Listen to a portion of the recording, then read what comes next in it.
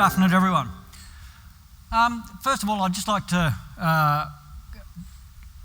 say on behalf of my colleagues, Mark People. Mark is a well-known nitrogen expert who would have loved to have been here today to do this presentation, but was unable to be here. So on behalf of Mark and an array of collaborators, which are all in co-authors, which are all named in the paper, I've been asked to give this presentation to you. So hopefully it all goes down well. So today we're looking at the effects of legumes on soil nitrogen dynamics, and it's really two parts of the talk.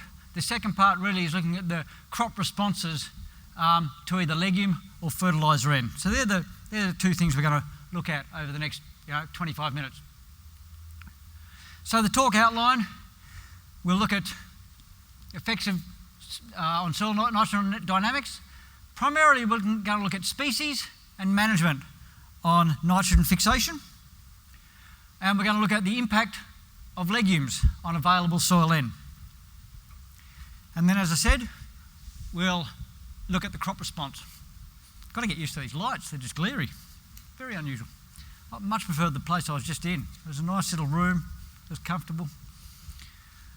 In the end, well, I'll give you a couple of concluding remarks. Over the last 4.5 years, we've been working on a GRDC funded project, so thank you to GRDC, in collaboration with a number of research farming groups, organisations, and one of these groups was the Southern Farming Systems. Their contribute to our bigger project was to run what they called the Pulse Challenge. Now in 2011 they set up a Pulse Challenge, or Rob Harris and John Midwood did. They're the managers of this Pulse Challenge, and they set this Pulse Challenge up. It was an aim where teams, we had about 21 teams from research, agribusiness and farming groups. They could all enter a team, and for 3 years they would try and make the most money they could, or the greatest profit, using a crop rotation. The only kind of thing, the two restrictions were A, in year one you had to put a pulse in, and in year 3 you had to put wheat. So other than that, you could do what you like. So they had two sites. One site was at Lake Ballarat and the other site was at Finley. At Lake Ballarat, they had a major problem there of herbicide-resistant annual ryegrass, and for those teams which didn't control it, it looked like that, and for those teams which did, their yields were a bit better. At Finley, the only major weed there was wild radish. So if we look at species and management on crop dry matter, so this is in year one. The aim, if you're putting in a legume crop, what are you trying to do? You're trying to maximise dry matter, maximise yield, and have remove all weeds. So these are 21 teams theoretically who were, supposedly good, made up of highly intelligent guys, and thank God a lot of them aren't farmers because they'd go broke. But these are the teams down here, and the first thing you see about this whole graph, if you look at Finley, is the variability ranging in legume from about 3 tonne per hectare to 8 tonne per hectare. So, highly variable legumes yield. At Lake Ballarat, they ranged from less than half a tonne per hectare of legume to about 7 tonne, and from about 40 kilograms per hectare of weed to about 6 tonne. So, yeah, the first thing you see is the variability between different teams and different groups. And the aim is to actually make, maximise the amount of legume dry matter in year one to maximise the amount of soil mineral nitrogen. So what happened here? So if we look at shoot dry matter, compare it to the amount of nitrogen fixed per kilogram of N per hectare, there's a very nice correlation between these, the X and Y axis. And this relationship has been around for a while, and So long as there's no major constraints when sowing a pulse, such as acidity, poor inoculation, some sort of factor which impacts on, on the rhizobia being effective. Here we have, our correlation basically says that for every tonne of shoot dry matter, we get about 19.4 kilograms of nitrogen fixed per tonne, per hectare. So our rough rule of thumb, we look at about 20 kilograms per hectare of nitrogen per tonne of shoot dry matter. The other thing to notice, I should just pop back here for a second, is that this was from Inverleigh, this relationship was from Inverleigh and from Lake Bolac. We had faba beans, we had field peas, we had lupins, so it's all pulses which are sown. Now if we're looking at species, so we've seen management. Management has a big input on here. If you don't control weeds, you're down here. If you control weeds and everything works, you're getting about, 160 kilograms per hectare of nitrogen per hectare. Species had a big impact too. Field peas looked like they fixed less nitrogen per tonne of shoot dry matter. At Inverleigh, we had about 16 kilograms fixed per tonne. Well, this compared to either 20 to 24 in faba beans or lupins. And at Lake Bolac, there was something happening here because we're down to 11 to 12 kilograms of nitrogen fixed. Anything below 15, you're starting to get some impedance on nitrogen fixation. And at Lake Bolac, we think it was related to this kind of high quantity or concentration of mineral nitrogen, which is about 84 kilograms of N per in the top metre. And we found that at Rees and there's at other different trial sites that medium to high levels of soil mineral N does have an impact, especially on field peas. So it's just something to be wary of. So if we're looking at soil mineral nitrogen, really we're trying to putting a pulse in to maximise our soil mineral nitrogen so we can try and improve our wheat yield. That was just from one study. So this is a range of studies going from 1996. These are all papers, these are all experimental sites, going from 1996 to 2014. What we've got here is mineral nitrogen after a legume crop and wheat yield, or after any crop actually. The red dots, and it's finding hard to see with that light, the red dots are wheat yield after a pulse crop, and we are comparing a wheat yield after a pulse crop to say wheat yield after triticale or oats. So this line represents one experiment, this line represents another experiment. So that's wheat yield after peas versus wheat yield after canola or wheat. So what we're seeing here is that irrespective of mineral nitrogen, well, the first thing to see is that generally after a pulse you get more mineral nitrogen, but also we're getting a higher wheat yield. And that's across a range of experimental sites over a number of years.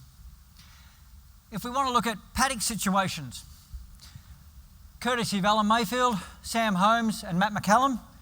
So this is soil mineral nitrogen in the top 60 centimetres across South Australia over a 12-year period. So over a range of paddocks, some 1,500 paddocks, after wheat, barley or legume crops. So the take-home message here is that generally, although these crops aren't side by side, that there's somewhere between, in this area, in commercial crops, at least 25 to 35 kilograms more soil mineral nitrogen per hectare after a legume crop compared to after wheat or barley. Might do that. We wanted to investigate this a bit further. So in 2011, under the same project which the Southern Farming Systems were in, we put a trial in at Rees. So in 2011, we set up our treatments, lupins, and where we brown manured, lupins that went for grain, wheat plus N fertiliser, and canola. And in 2012, we sowed the whole trial to wheat, at 2 rates of fertiliser, and in 2013 we sowed it again to wheat with an aim. We adjusted fertiliser to get 5 tonnes per hectare. For those of you who haven't been over to southeastern New South Wales, GRDC has a rainfall, theoretical average annual rainfall about 550 mils per year. We have a soil pH of about 5.5 calcium chloride, so that's a pretty good soil for our environment. Yeah, it increases in alkalinity with depth, but it's optimal. You know, we don't get too many pH soils with pH 6 or 7. So our grain yields in year 1 in 2011. Lupin brown manure, as you can understand, had 0. We had 3.5 tonnes per hectare of lupins, 4.8 of wheat, and 3.2 tonnes per hectare of canola. Our above ground residues, we had 8.4 tonnes when we brown manured at the end of September. We had a total of 9.9 tonnes per hectare before harvest, and which left about 6.4 tonnes of residue after harvest, 6.3 left after harvest of wheat, and about 7.5 after canola. And the reason I'm really pointing out that is what we're trying to look at here is the amount of nitrogen remaining in that vegetative residues and the roots. So how much nitrogen can we get from those residue and roots? What will that go into the subsequent years? And what kind of formulas, what kind of take-home messages can we use as consultants to say, okay, this might be useful for us. So if we do the numbers, if we look at our percent nitrogen in our grain of 6% for lupin, 1.8 for wheat, that equates to about 13.6% protein. And in our above ground residues, so we can kind of estimate a total residue nitrogen in kilograms of nitrogen per hectare. So the simple equation for this one is 8,400 times by 2.6% times by a root factor. Now our pulse, our peas and our lupins have a root factor. There's about 25% of the nitrogen in the roots below the ground. And there's a very nice publication by Unkovich et al., 2010, which have all these kind of root factors in.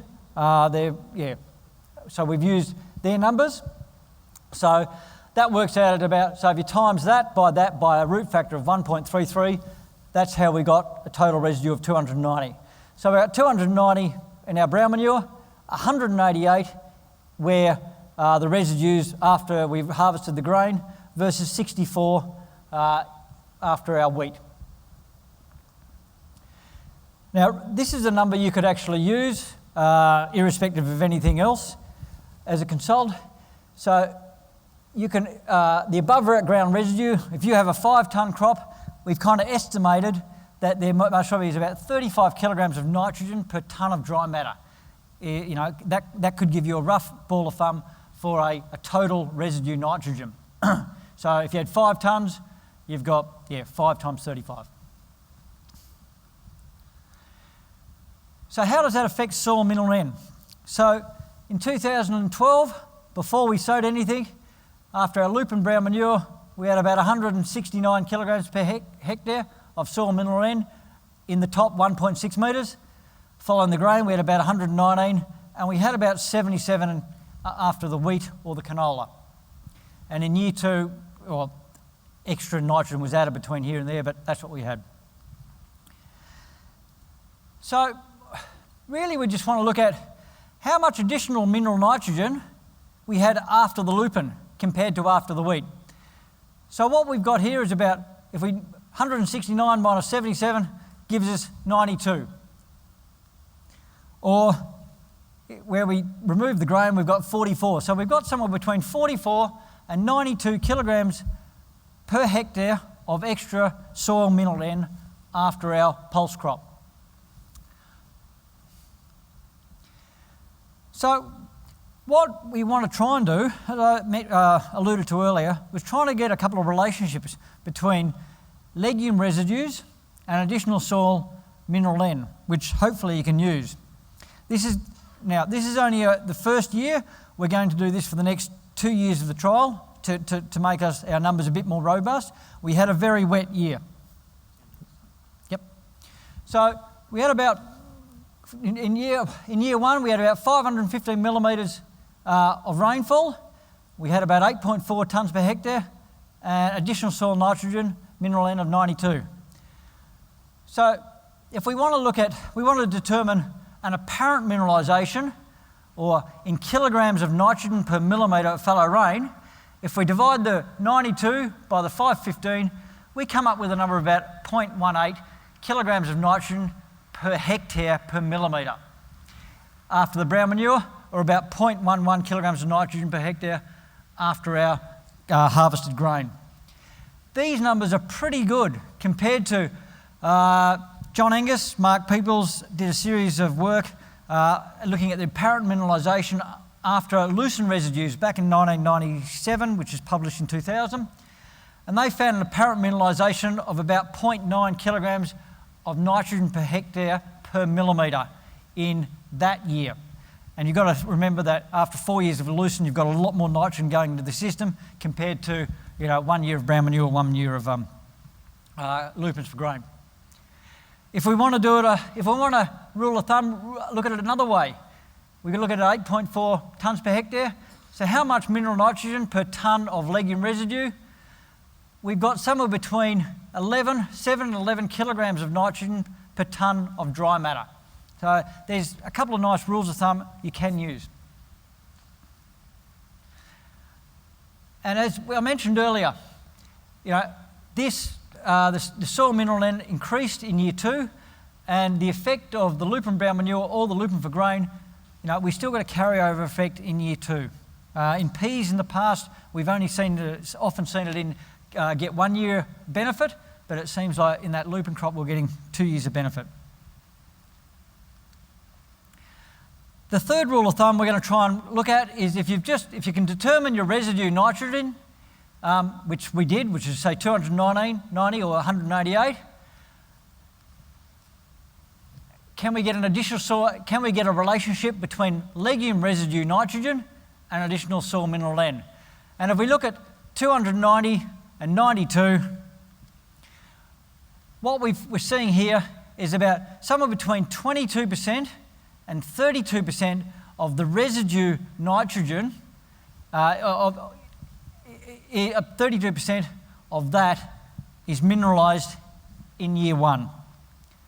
And if we go back to our original table, so in year 1 we've got about 32%, 22 to 32% increase mineralised from that residue, and in year 2 we've got 10 to 12% mineralising from that original residue.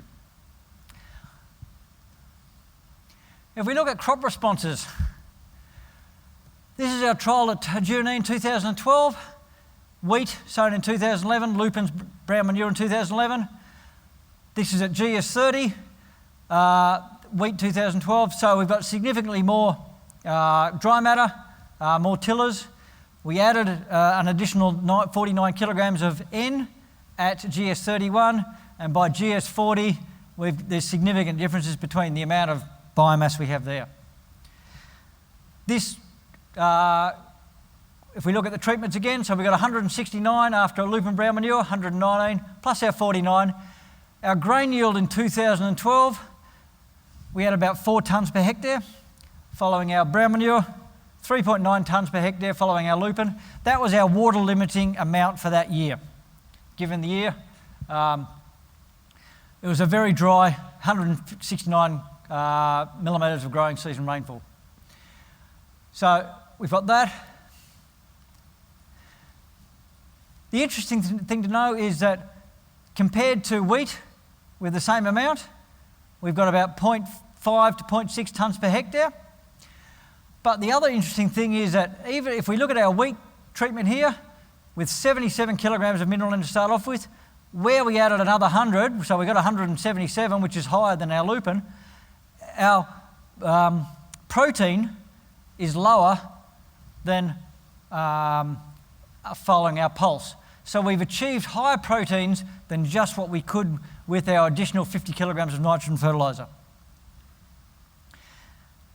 This So then if we have to look at crop end uptake, how much was actually taken out? Because you want to look at the efficiency, or how much was recovered from the lucerne residue, legume residue.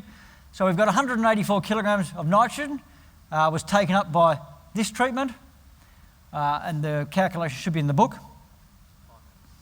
Okay.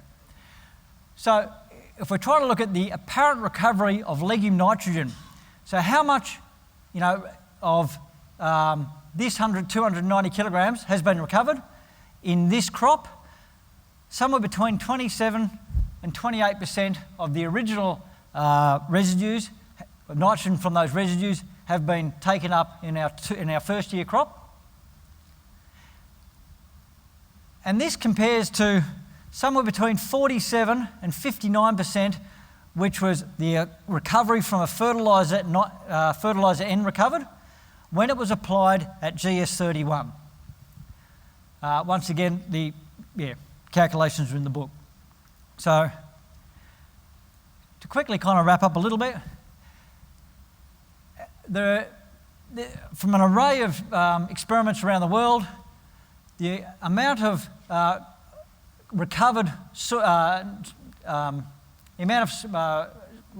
N recovered across the world from applied N is somewhere between about 31%. So if you apply your N at sowing, from all the trials, the mean is about 31%.